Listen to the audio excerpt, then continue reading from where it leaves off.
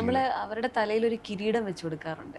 അതായത് നീ ഒരു ഓർഡിനറി ആയിട്ടുള്ള ഒരാളല്ല, യു ആർ എ ഗോഡസ് എന്നുള്ളൊരു കാര്യമാണ് നമ്മൾ അവരെ ഓർമ്മിപ്പിക്കുന്നത്.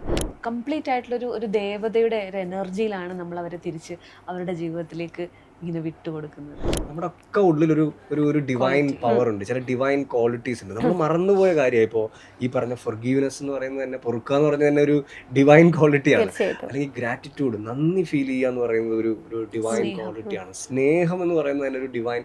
ഇതൊക്കെ നമ്മളിപ്പം ഭയങ്കര കാര്യമായിട്ട് പറയുന്നുണ്ടെങ്കിലും ഒരു സാധാരണ മനുഷ്യന് വേണ്ട ഒരു നോർമൽ ഇമോഷൻസ്. പക്ഷേ ഇത് നമുക്ക് എവിടെ വെച്ച് നഷ്ടപ്പെട്ടു.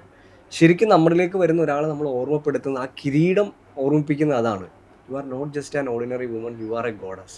അപ്പം നമ്മളിങ്ങനെ അങ്ങനാണ് ഇങ്ങനാണ് പ്രശ്നമാണെന്ന് പറയും ആ മറന്നുപോയോ ഒന്ന് തലയിലൊന്ന് തപ്പി നോക്കിക്കുക, ഒരു സാധനം അവിടെ ഇരിപ്പുണ്ട്, ഒരു കിരീടം അവിടെ ഇരിക്കുന്നുണ്ട് എന്നുള്ളൊരു ഓർമ്മപ്പെടുത്തൽ അവർക്ക് ഇങ്ങനെ കൊടുക്കാം. നമുക്ക് നമ്മുടെ ഇമോഷൻസിനെ എക്സ്പ്രസ് ചെയ്യാനും നമ്മുടെ സങ്കടങ്ങളെ ഇറക്കി വെക്കാനും പൊട്ടിച്ചിരിക്കാനും കരയാനും ഒക്കെ ഉള്ളൊരു സ്ഥലമാണത്, അല്ലേ? കാരണം അതിനോട് നമ്മൾ കരയുകയും ചിരിക്കുകയും ചെയ്യുന്നതിനോടൊപ്പം തന്നെ അവിടെ ഇന്നർ ചൈൽഡ് ഹീലിംഗ് നടക്കുന്നുണ്ട്. നമ്മുടെ ഉള്ളിലെ കുട്ടിയെ നമുക്ക് ശരിക്കും പറഞ്ഞു കഴിഞ്ഞാൽ തിരിച്ച് പിടിക്കാനുള്ളൊരു അവസരം അവിടെ നമ്മൾ ഒരുക്കുന്നുണ്ട്. അതുപോലെ തന്നെ നമ്മളവിടെ മെഡിറ്റേഷനുകൾ നമ്മളവിടെ ചെയ്യുന്നുണ്ട്. ശരിക്കും യെസ്, ലവ് മെഡിറ്റേഷൻ എന്നൊക്കെ പറഞ്ഞിട്ട്.